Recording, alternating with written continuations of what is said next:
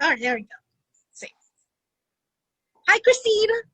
Hi, Amy. How you doing? I am so good. And by the way, how's the weather in Chicago? It is actually, well, today it's really, really hot. I think it was 90 something, but it felt like 97. I think it's at 91 or 92, and it felt like 97. Right. So really hot, but apparently it's supposed to cool down for the next week and a half. So not too bad. I was looking at the news and the weather news. Are you guys going to be hit by Laura? By the, Oh, I don't. I thought the showers or whatever, or the hurricane something. No, but we did Okay. a couple of weeks ago. We did have an almost tornado. It was a tornado warning, and Mm-hmm. then it became a thunderstorm, and it was actually quite destructive. We saw trees fall down everywhere. We actually lost power in our home for 2 days. So, in the time of pandemic land, when you have to get a lot of groceries, and then we had to like pack up our stuff. Luckily, we had a friend whose place was available, and we had to go down the hallway with like bags of food and flashlights to try to like get to some place where there was electricity. But we didn't have electricity for 2 days, and it was weird, but we made it and we're fine. Like Right. we by candlelight for the first night. We just Quite read books. romantic. It was actually quite romantic. That and like just read books, and then we just were like, this is this is so weird on top of everything that's happening around the world. And then like Right. It is. It is. and like it was crazy because like the skies were like black and we could see things like flying, and then the thunder, and it lasted about 45 minutes. But the trees that fell down, we saw them on our way to a friend's house. It was pretty crazy to see like trees like literally like uprooted. Like it was pretty bad, but they're cleaning up slowly but surely. Are you guys is Chicago open as far as, going back to work? Because here in Hawaii, they just announced that today, yesterday officially we're on a 14-day lockdown again. So we have two television shows that are being filmed here. So we're kind of like seeing, are they going to be moved back again? Because Magnum PI just announced that they were going to start filming in September 17th. Now, I know Hmm. my friends who are flying in from LA were flying in yesterday. So are you guys on a, what? I don't know if, like, is there, I know CineSpace hasn't really announced anything as far as filming, going back to filming, correct? No, I haven't heard anything. We are not in lockdown. Okay. We are open. I think we're like still in like maybe phase three-ish with like a Right. few setbacks. Um, I haven't been noticing the numbers as much as I did when the pandemic first started. Um, but people are out. A lot of people are wearing masks. There are people who are not wearing masks. So I please, anybody watching this, please wear masks. Cover your whole face. Face. That's right. It's the new thing right now. It's an Because in thing. I was like, oh, I can show you some masks for some of our All right, Filipino go, go, go, go. friends. Show me. I have this. These are some. So when the pandemic started, Right. I was touring Miss Saigon, Are and you kidding? You were touring Miss Saigon during pandemic? well, at the very beginning of it, I was already in tour. I'd been on tour for a year, Alright. and then Right. suddenly the pandemic hit, and they sent us home. And Alright. so, like, I think March 16th is when I came home. Broadway Okay. closed like, Thursday before I came home, and Right. so I did. And then they announced that the show closed officially. And so what happened was my artistic juices were not ready to end. Like I was like, I need to Right. do. Right. And that was before, and that was when masks were not, they were running out of masks. Like all of our frontliners were running out of masks. So I started to make masks from whatever material I had at home, and over time Mhm. I perfected it. And eventually, like Joanne started to like have Sale and everything else. like send it, have it. I was like, oh, I can have it shipped to me because literally everything was locked down in Right. March. Right. So then I started to learn more about making masks, and they got better and better. And then like I discovered this fabric online, which I'm so proud of and I love. But look at this Filipino Oh mask. wow, it's so Filipino. Yes, Yes! Filipino mask. I can't So beat that. I have this flag, and then I also have this one. If you can see the pattern. Peace Yes, flag. Yeah. you gotta So have an online thing to sell it, man. Seriously. I'm thinking about it. My friend is encouraging me to open an Etsy shop. My friend, her name is Janelle. She's the one that actually designed this pattern for this mask. It's a combination of masks that she found, and it has Yeah. like a pocket on the inside, and there's like I have like these are t-shirt strings, but I'm going to actually change them. But yeah, like I made about 500 masks for healthcare workers. Like, Send right? it to me. Send it to Is that, me. oh, really? Yeah, send me three. Okay, I All right, will. later, I'll email you. We'll text Like, each other. All right, okay, we'll talk about that. You're so cool. I had made all of these for like healthcare workers, all different kinds, and it was like my saving grace because I knew that I needed to do something. I couldn't just sit here. Like Right. my whole purpose in like being a storyteller is to try to help people, and I felt Right. like I couldn't help people. I couldn't talk to anybody. I didn't know, like everything was through Zoom, and I couldn't connect with people. And so, so this was my way of trying to like give back to the community, and it's been pretty awesome. So I learned a lot in making these masks. They literally like were they saved my life as much as I hope that they saved other people's. Well, I think for you it's more cathartic. It's very therapeutic, and Mhm. I think it's a time of not just. I think we're in a. I think in general, people where the situation is, it's like you need something that is therapeutic at the same time. You got to be more productive. Mhm. So and I think for you, your creative juices were going on two different directions. So Mhm. that's one of it, right? Yeah, it's been, and they also, um, my garden, like my garden Right, was, that was like, I needed to grow something. And so I took a slice of tomato from Sam's Club and I right. put in some dirt. And now, like, if you go on my Instagram page, you'll see that those tomato trees are probably, I mean, I'm pretty short. I'm only 4'9", but they come up to here to me, and they're bearing fruit. Like, it's really exciting to be able to like go onto my balcony and just pick a tomato. Right. Are you kind of like calling on your friends on Facebook? Like my daughter's theater craft teacher, she Mhm. has her own little garden too. And then like a couple of weeks ago, she Facebook everyone, can you please, all of you, anyone, pick up avocados before my entire family turns green, kind of thing. So, okay, all right, we're gonna pick up something because my daughter used to avocado. Okay, we'll pick up. We drove into it and then just picking it out. So you're probably gonna say, "Hey, somebody pick up some tomatoes," Does anybody want any tomatoes? I probably will. They're all still green. right? They're all gonna come like all at the same time. All right. So how did you start? I know I was reading your bio. Mhm. Uh, are you originally from California or you moved to California from Manila? I am originally from California. Mm-hmm. My parents immigrated here in 1976. Mm-hmm. And then I was born in 1977. Oh, I just told everybody my age. That's great. Right. I'm older than you. Don't worry about it. It doesn't look Filipinos. They can't even tell that you're in that thing. Okay, we're gonna scratch that and bleep it. Okay, cool. Um, so my parents came here from my mom and dad are from well my dad is from Moncada Tarlac and my mom is from Tarlac, but she grew up in Manila.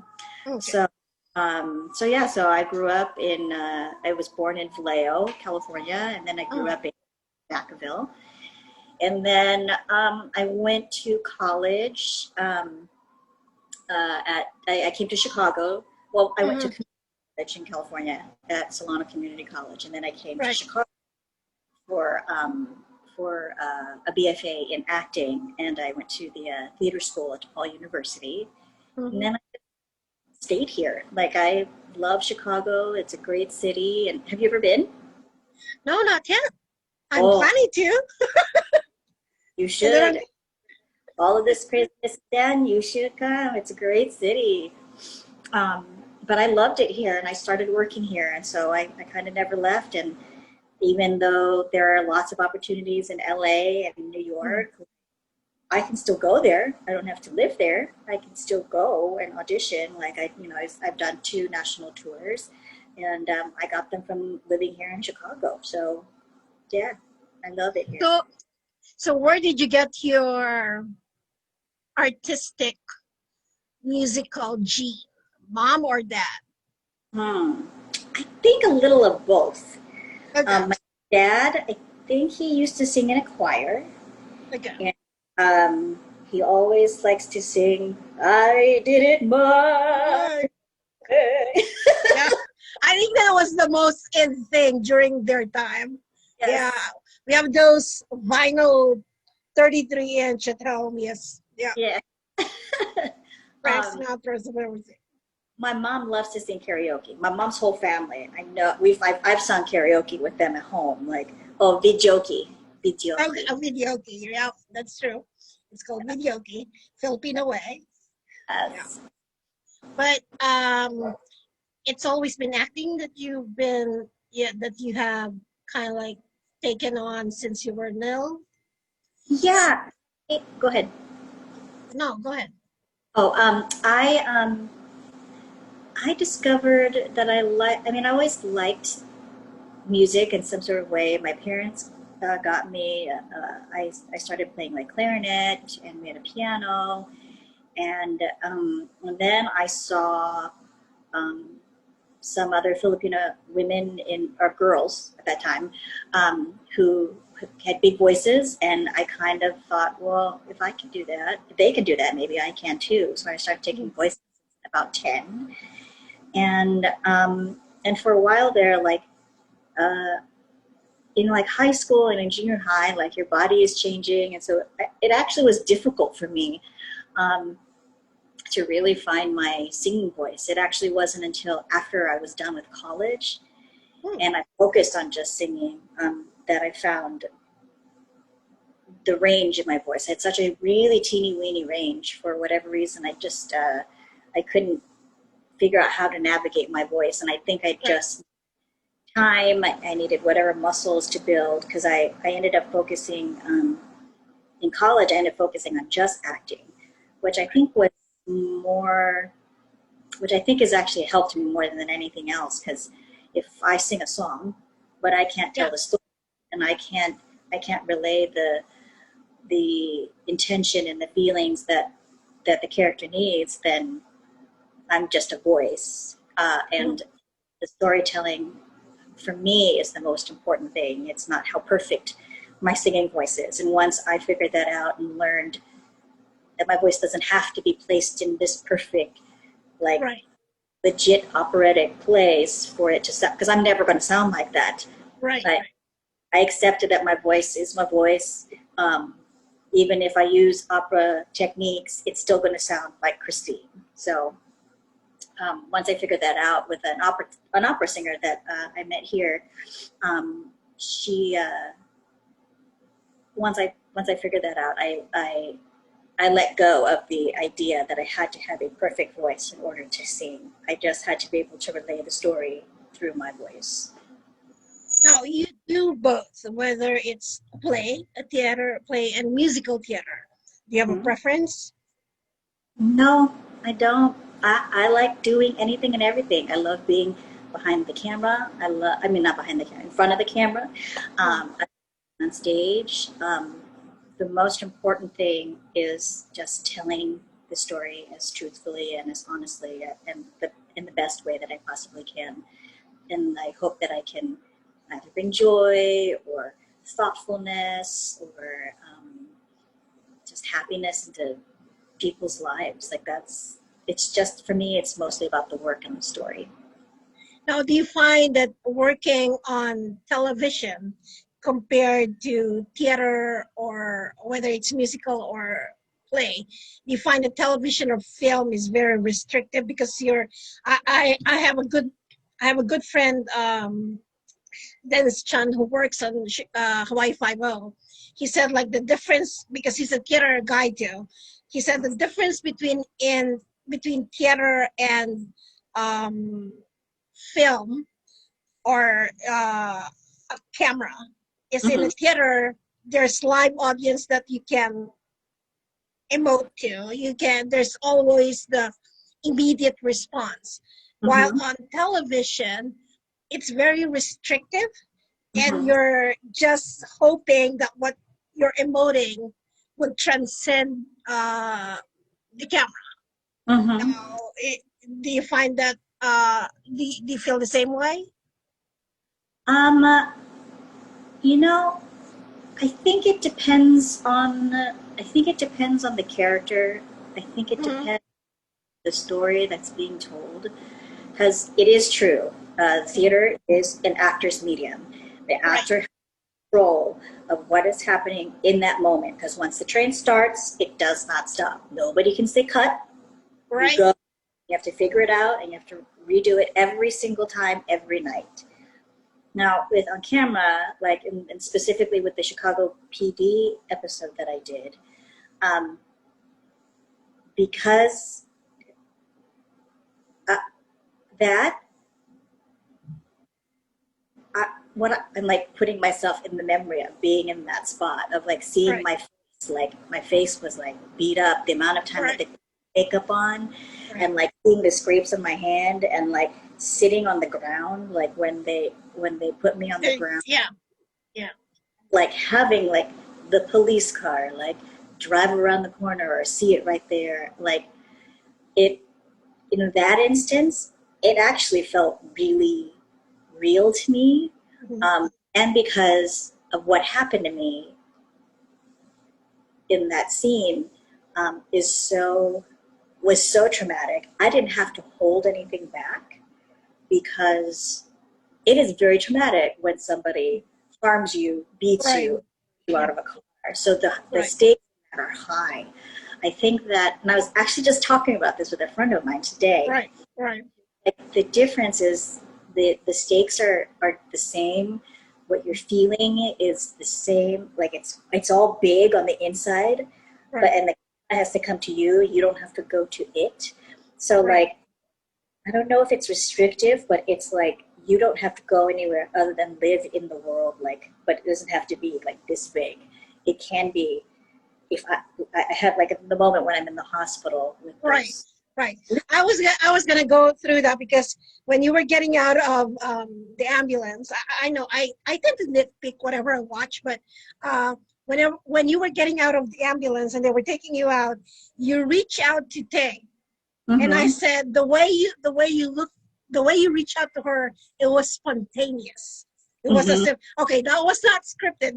That was like very natural, because you're on part of your hurt, you're scared and Yeah. not having. And I said that is so spontaneous, and you cannot. I mean, you cannot fake those kind of things, No. because that comes naturally for anyone to be Yeah. on that situation. And I said like, well, okay. And then my daughter kind of like, okay, mom, you're nitpicking little things now, because I think there's a difference between when an actor acts Mm-hmm. and or between when it comes naturally, and you know that they're not, it's going beyond television already, Mm-hmm. that you're in a zone. So Yeah. I said like, uh on a television and a recurring, or whether it's a guest role, you only have that so much moment that you can make up for it, compared to if you're in a play on a Miss Saigon, that you have an entire 2 hours Mm-hmm. that you can show off. While on television, you have that moment, you have to make the most of it, and hopefully on that little moment, you'll have that, how do you call this, that time that you can transcend what you were to convey the message what you were supposed to convey on that Mhm. moment. But I think that was awesome. See, I Oh, think that I think yeah, that. So yeah, I the said like, little that's detail awesome. that Well, I added on there. Yeah. that was really awesome. And it makes you proud, you know. I said those are Filipinos. Thank you. My daughter is also aspiring to be in theater. She's musical. So Oh, I was talking to I had Kurt the other day. yeah, I saw that. Talking, yeah. I saw he was on he was my interview. And I was telling him, okay, you're my first Zoom. Okay, you're gonna forgive me for manipulating or whatever. But we were talking about it too, and I said like, yeah, I have a child who's into musical too, so we'll see. It goes like that. Any questions, she can always reach out to me, both of you, anytime. Like, I'm happy to help out in any sort of way that I can. So All right. please. Okay, this is my question to you. How does a Filipina like you and Nicole, who's both been in on Miss Saigon, and Mhm. there's a lot of Filipino that was launched, whose career launched by Miss Saigon. Mhm. Did you guys had that pressure? And I asked this to Nicole. Did you guys had that pressure of having in the back of your head, Tuesday had Leah Sawanga who had a Tony Award like this? How do you come up with that? How do Um, you step up on that? well, I mean, I played Gigi in the Right, next right. tour, and I didn't think of it like that. And I mean, I think our Kims might have felt that pressure because everybody's going to go up to the Kims and say, Right, right. oh, like, oh, oh, do you know Leia? And people did ask all of us, like, oh, do you guys know Right. Leia?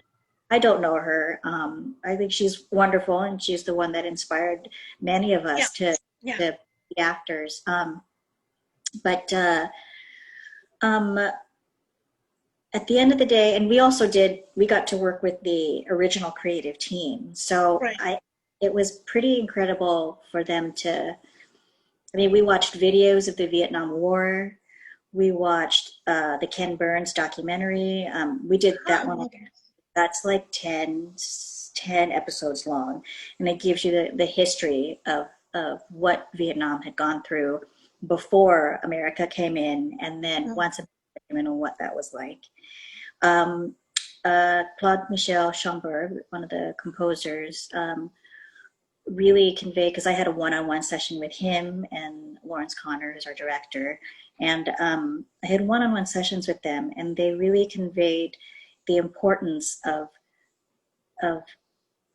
what happened during the war, the struggle, the fight. These women are survivors.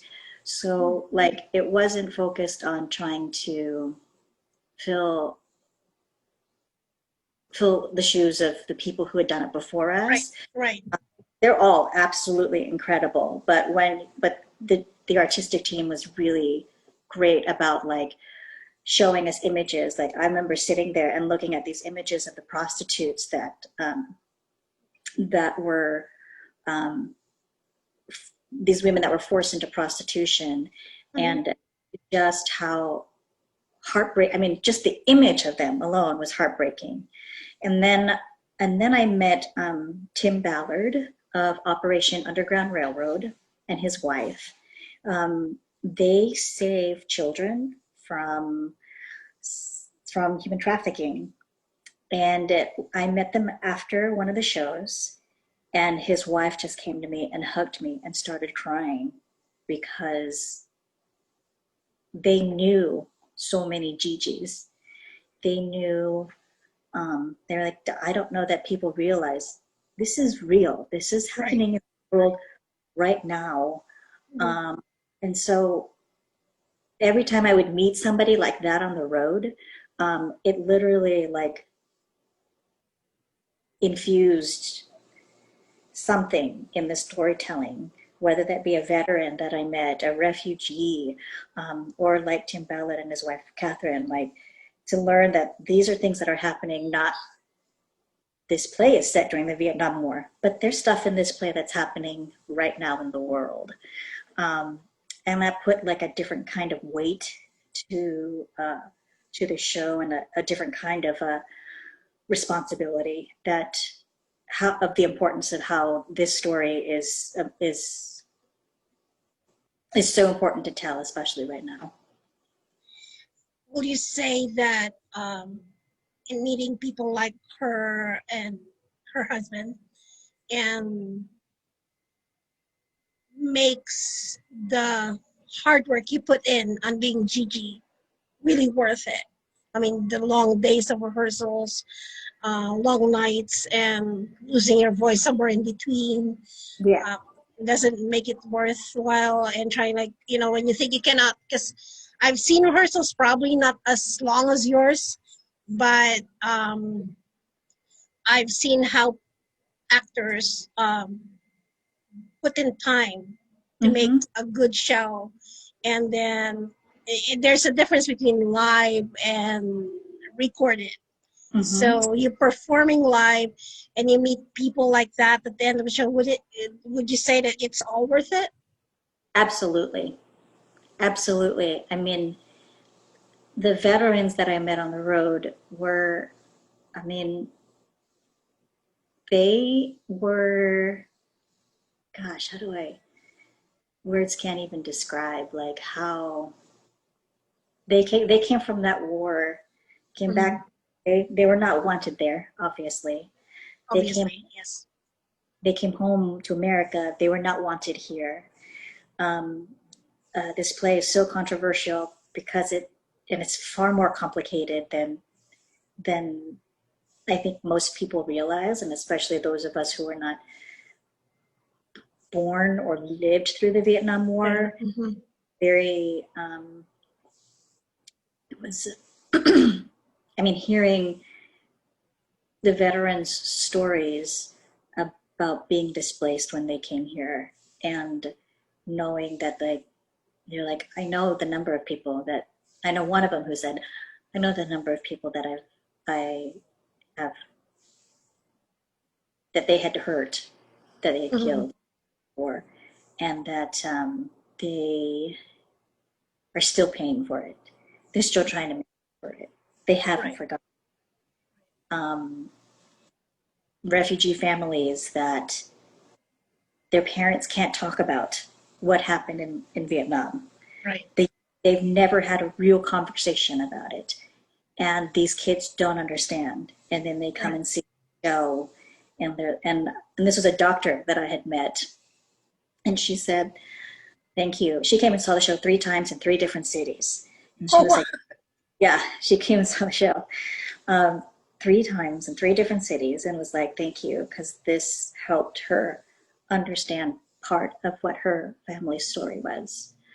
So it's not a perfect show by any Mm-hmm. means, but there are parts of it that are real to others. So we even had like a cast member whose mom, I would say that she was probably a Kim turned Gigi, like over time, but she Okay. has children. She has I think 3 or 4 boys that were half white, Mm-hmm. and their daughter, my friend, she is the only one that is 100% Vietnamese. Um, but she's like, well, Kim's story is my mama's story. You know, she did everything that she could to try to get all of her kids to America. The difference is that she did make it, but she did sacrifice a lot in order to bring her family here.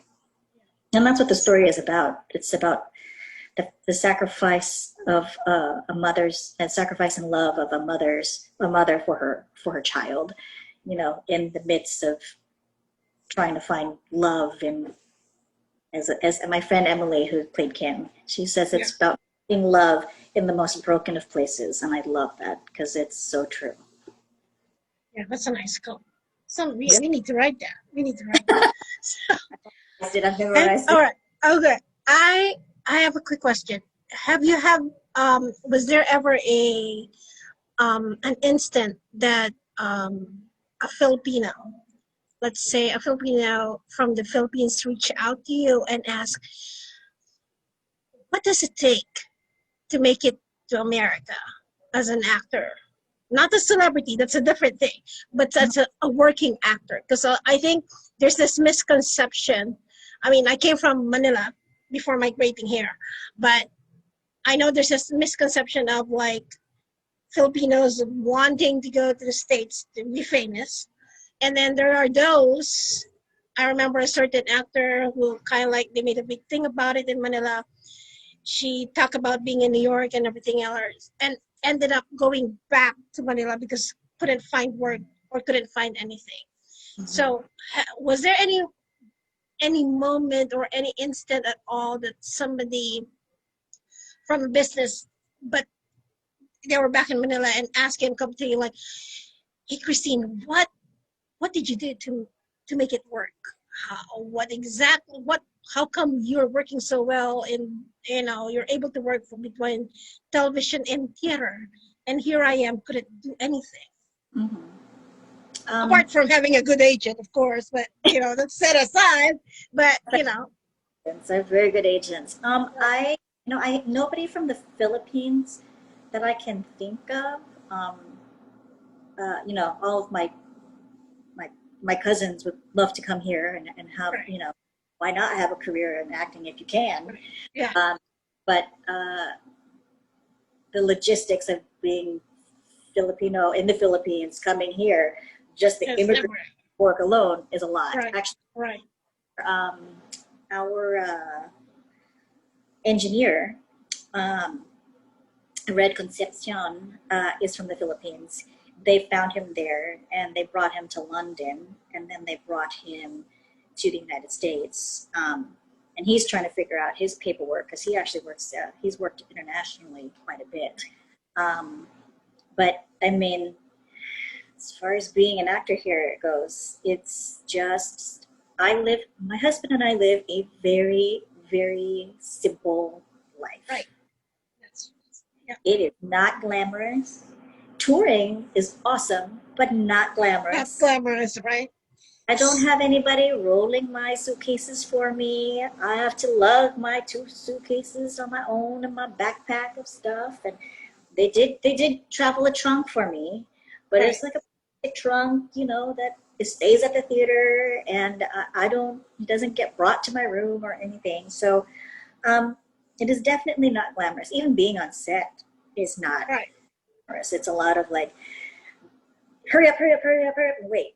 And then like, Right. get dressed, makeup, Right. and then hair, and then like you wait. Right. And then be ready when the camera is action. Rolling. Right. So, so it's definitely not glamorous, but it is a lot of like, I saved my pennies, I planned for the future, I paid off my student loan debt and also saved money. So that's also like something that's really important, is like, I have shopped at the dollar store, Love dollar store. We don't have it here in Hawaii. That's something I'm missing, but that's fine. When I move back to the mainland, yeah, I'll find a dollar store again. Chick-fil-A and dollar store. Oh, Okay. yeah, right. Right. So that's how, and as far as like the acting goes, like I do have a good agent, but an agent will only get me. I had a great teacher who told me the work is in the auditioning. So Right. you have to audition really well. Right. And an agent's only going to get you about 30% of the work. The rest of it is up to you. It's up to you. That's So showing up at every open call, like recording stuff on your own, creating your own work, like those are the things. Be a YouTube star. What's the name of the Journey? Oh, the guy from Journey. Yeah, he's Filipino. I can't remember. Yeah. The one who replaced Steve Perry. Right. Arnell. They found him on YouTube. Like, Charisse was also found in YouTube Yeah. by David Foster. So yeah, it's making an effort to and you cannot really twiddle your thumb as far as that kind of work is concerned. Now, if you're not working as an actor, you have a day job. I'm lucky. I do not have a day job. Um, I get unemployment, just Mm-hmm. like other actors, other people who don't get a job and they get laid off. I get unemployment, Mm-hmm. and I do have the wonderful help of my family. So um, my parents have helped me out a lot, um, but I I don't ever ask them for money. So Right, right. yeah, great. I have this wonderful home because of them, and so that helps a lot. My parents helped me get this condo, but I mean, for a long time, I was living in like one bedrooms and studios, and like they were like not the fanciest or the prettiest. And then finally, once I got into a tour, my parents helped me buy a place, and and then since then, like I've been able to like just take care of Now, it. Well, now the tour, you're talking about the Miss Saigon tour. How long were you in tour? I was on And what was your what were the places that you guys went to? I was on tour with the show for about a year and a half. Wow. Um, and we were in San Francisco, Providence, Chicago, Washington D.C., and places like Durham, North North Carolina. Carolina, right? Like, so we were in Cleveland and San Antonio, actually in Durham. It's funny looking back because in Durham, all of us got sick. Like, Wow. we're like, oh, the plague. And then now here we are in the middle of It it. was more worse, but yeah, okay. But like, it's kind of crazy to think back at that time and be like, wow, we thought like we were, everybody got the flu. And then like, here we are like in pandemic land. Um, let's see. We were in Salt Lake City, cities like that. The last city that we were in, the last couple ones were like West Palm Beach and Okay. here in Florida. Hmm. So he kind of went all over the place. Um, yeah, I loved it. I love seeing all the different cities. Now, what advice would you give to an upcoming actor like I my 17-year-old? Yes, I would say focus on the work, focus on the storytelling. Um, there's a lot of no. People will say Yeah. no. Oh, she knows that. She knows that. There's a lot of no's. There's a lot of no's. That doesn't mean you're a bad actor. Doesn't mean you're a bad storyteller. It just means you're just kind of not. You don't fit in that person's version of the story. But perseverance, keep trying, because there's always a perfect project out there for you. You just have to you have to look for it. It will find you eventually, but Hmm. you have to go out and look for it. Um, there's yeah, the, there's a lot of stuff out there about like, what's the word that I'm looking for?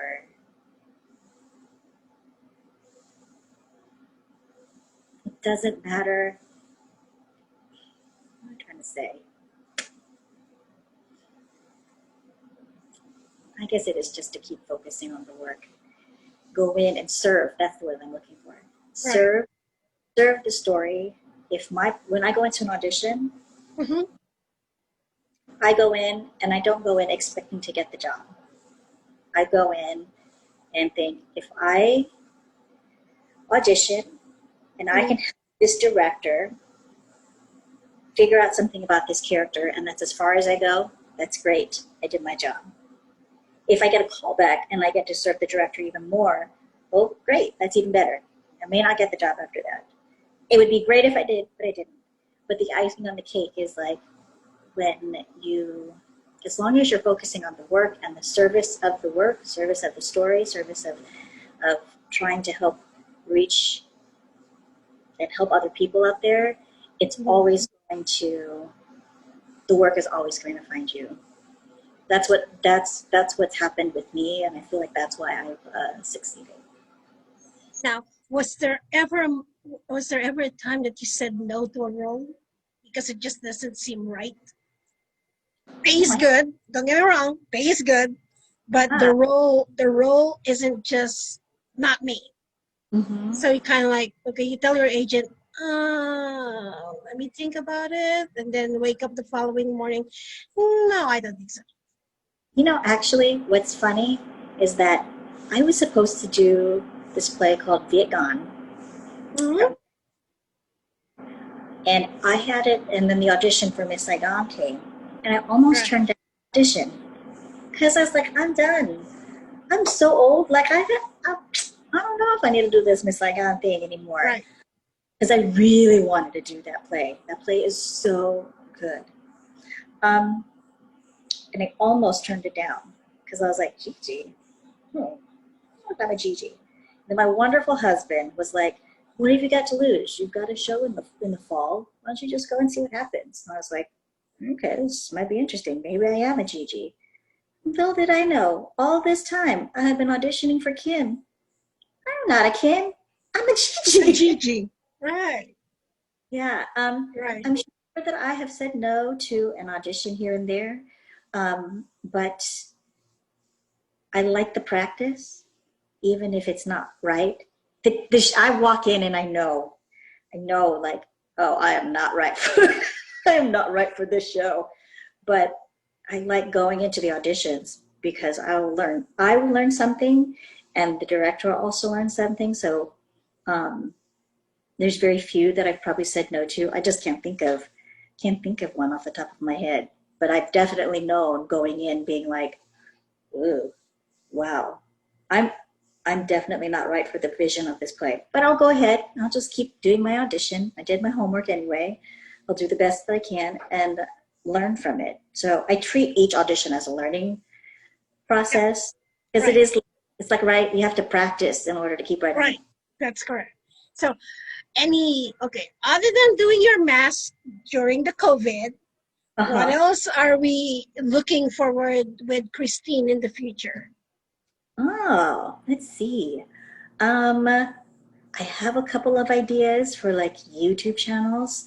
I don't want to say what they are yet. Um, I did do a show a while ago that I created called Christmas at Christine. So I'm Oh, trying to figure out, like, can I revise that somehow? So I'd love to be able to do something like that for the holidays. Um, but yeah, like I have a blog that I've been working on that I'm like, okay, I have to just write do it. it, right. I saw yours and I was like, oh, I'm so inspired. I'm gonna post It something. is, right. You have to, because it's like, I like to write, but sometimes it's the idea of like, okay, putting things together and trying to get the right people. I mean, you Mhm. just don't interview people just for the heck of interviewing, but you gotta have substance, especially my blog when I started years back. I usually say like, no, it's not just, it's the idea of having backstories. That Mhm. was my goal. I said, I'm gonna, I don't care how famous you are, what you have done. I wanna know the journey, that what took you from there to where you are now, and that would, it's kind of like humanizing all these events or your stories, you know. Yes, Because absolutely. I said like, okay, so that's why I said like, okay, if I'm gonna talk to her, especially she's a Filipina, it would be have nice. When I had Nicole, when I although with Nicole it's more like question and answer on an email, I said like, it would be nice to inspire people because they have stories, and knowing us Filipinos, um, it's hard to get to the business of quote unquote Hollywood. Mhm. And I talked to Rodney too, who's on television right now. It's the same thing. It's like, how how hard is it? It is hard. A lot of people thinks like what you said. It's not glamorous. No. It's not. Yeah, it's not like paparazzi left and right. We're not like that. You're a working actor, and Mhm. you would rather be a working actor than a paparazzi actor who's not doing anything. Mhm. And I said, like most of the Filipinos that I interviewed so far are all working actors, which makes me proud. And I Oh, scream and I yell when I see them on Chicago PD or wherever or All Rights. And I say, okay, that's Filipino. We made it. That's fine. Because it's like you're waving the flag for everyone. So it's kind of cool. oh yeah. So, so any you're right now you're in COVID. Broadway's is shut down right now. Even television is unknown. So technically, we're just doing the mask and the gardening for Christine right now. For right now, mass gardening, just kind of, I feel like I'm just getting out there again. Like I think I have things that I want to post that I've been up to, like I've been sewing. So it's not just masks, but I have made a couple of dresses and I'm going to start another project. Um, Mm-hmm. so I have another dress that I need to post that has like a matching mask. So that's super fun. And but I've been cooking a lot, so that's been really fun. And the YouTube channel that I want to do has a combination of like cooking and Sewing. kids and I don't know if I want to, I want to like mix it all in there. Whether Oh, you can call it a day in the life of Christine in Chicago. that's true. That's You true. know, it doesn't have to be complicated. Yeah. And So right, all right. I right. want to Etsy shop for my masks. Like my friends are like, you need to open an Etsy store. That's right. Everybody's into it, and it's a commodity right now. It's a Mhm. business thing right now, so might as well jump into the wagon and do it. You know what I mean? But I would like to thank you from the bottom of my heart, Miss Christine, for giving me the moment to talk to you. Of course. Thank you so much, Amy, for inviting me. This is so wonderful, and I would love for us to like keep in touch. Please, please, I please. Like, will. I daughter's friend requested you, so hopefully you can find the time to say yes. But oh, I I have. did. Sorry. Yeah, I friend request. No, no, that's fine. I friend requested you, and I followed you on Twitter, and I was always asking for people that I spoke to, especially that has to do with theater and art, if Mhm. they, if I can contact them because of my kid who belongs to a theater company here in their high school. So I said like, okay, and then maybe have a talk to them as a class and coordinate with their drama teacher, which she said like, yeah, I would love to have somebody who can it's nice to have people like you that Mhm. can talk to them instead of just parents telling them, oh my god, you're so wonderful. So that somebody that will tell them these are the ropes that or the things you have to do, not to do, or the journey that you have to go through.